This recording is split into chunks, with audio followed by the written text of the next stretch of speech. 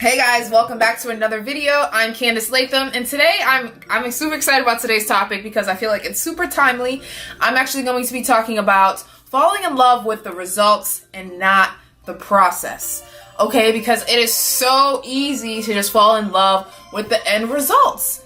You know, I realized when I was doing like my 30-day fitness challenge that it was so easy for me to sit there and watch the trainer's Instagram stories as he's training these women every week. You know, I'm seeing the workouts that these women are doing in the videos, and I'm like, wow, these women's bodies are really changing. Like, I'm seeing them change from week to week, and it was easy for me to watch it and visualize myself having a nice body too, right? Just visualizing the end results.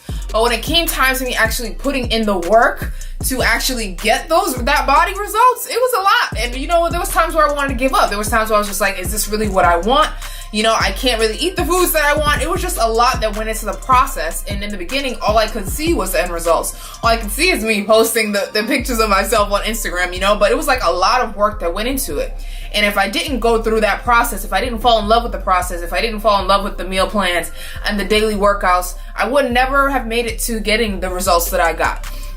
And so it's so easy to just talk about the things that we want, you know, now when it comes to our business, and especially in the day and age of like Instagram, you know, it's so easy to just log on to Instagram and see, you know, the end results of what someone is posting when it comes to their business, you know, all the sales that they're making, you know, all of the nice products that they have, you know, them traveling on these nice vacations and being location independent.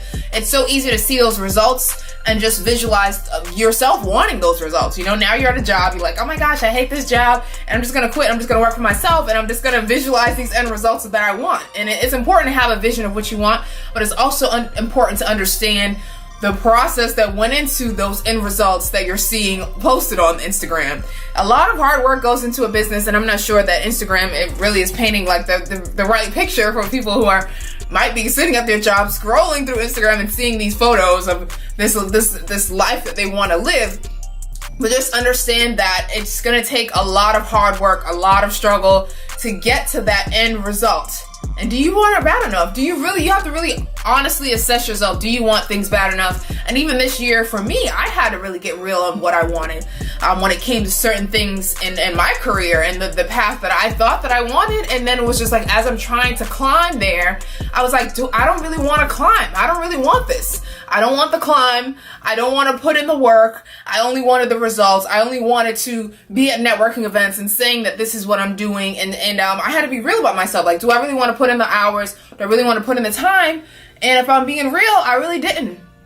I didn't want it bad enough. And so I just wanted the results, but I didn't want to put in the work. And I had to be honest with myself and really take that quiet time to think like, Candice, what are your reasons for doing this? What are your real intentions? And if you're not actually, and you know, this is how you can take inventory if this is what you want. Like, if you find yourself, if you're putting it off, right? If you find yourself like, I should be doing this right now, but I'm not doing this right now. If you find yourself asking a bunch of friends all the time, or your family members, you're talking about it, like, should I do this thing? I don't know. I kind of want to do it, but I'm not sure. Those are signs that you really don't want to do it, because if you did do it, you'd be sitting down, putting the work, you'd be sitting down studying, you would be taking the course, you'd be taking the classes, you'd be hitting the gym. But the reality is you don't really want it that bad enough. And I actually got this example from the book, The Subtle Art of Not Giving an F by Mark Manson, which is a really great book if you haven't picked it up already. He talks about how he visualized himself being a rock star, right? He just kept thinking like, I want to be a rock star, but he wasn't actually putting in the work to be a rock star. And he realized that he didn't want it bad enough. When he thought about it, he just visualized himself on stage, just signing autographs, you know, people screaming his name, but he didn't really want to start from scratch. He didn't want to think of the band name. He didn't want to rehearse for hours. He didn't want to learn the instruments. He didn't want to find the places to do performances to do the gigs. He didn't want to have to promote to people to get the people to show up to his shows. He didn't want to do all these things, but he only wanted just the end results of being on the stage and people screaming his name. But you can't get the end results without putting in all of those hours, all of those years of hard work. And so I think today it's important for you, especially as you move into the new year, to assess, is this really what you want? You know, it is really our struggles that does determine our success. And do you really want to put yourself through that struggle? And it's okay if you don't want to. It's okay to realize, you know what, I thought I wanted this. I thought I was on this one path. I thought I was on this one journey. And now I realize that I don't want it. And it's not like you failed. It's just that You tried something, you changed your mind, you realize this isn't really the life that you want to live, and that's okay. You know, we shouldn't feel like we have to like be stuck and just do one thing forever. If we realize that I thought this is what I wanted, I no longer want this, and now I'm on a new path, that is absolutely okay. You don't have to feel ashamed. You don't have to feel like you have to explain yourself to the world or anybody else. The good thing is that you are trying things, you're thinking, you're using your brain, you're realizing what's for you and what's not for you, and that is extremely powerful, guys. Super powerful, and you just have to remember that your energy matters more.